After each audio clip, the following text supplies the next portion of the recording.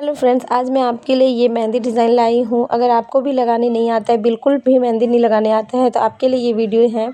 मैं कावेरी मेहंदी से ही ये डिज़ाइन बनाई हूँ। आप भी देखिए कैसे बना रही हूँ मैं डिज़ाइन। अगर आपको सीखना है तो मेरे चैनल को सब्सक्राइब कर लीजिए, ताकि मैं जो भी वीडियोज़ डालूँ ब्यूटी पार्लर से रिलेटेड, मेकअप से रिलेटेड एंड मेहंदी से रिलेटेड, आपको कुछ भी सीखना देखना है तो मेरे चैनल को प्लीज़ सब्सक्राइब कर लें एंड बेल आइकन ज़रूर दबा लें, ताकि मैं कोई भी वीडियो डालूँ तो आप तक ज़रूर पहुँचे। और फ्रेंड्स देखिए, यहाँ पर मैं जैसे जैसे डिज़ाइन बना रही हूँ, आप भी वैसे डिज़ाइन बनाइए। ये डिज़ाइन अभी बहुत ही ट्रेंडिंग में है।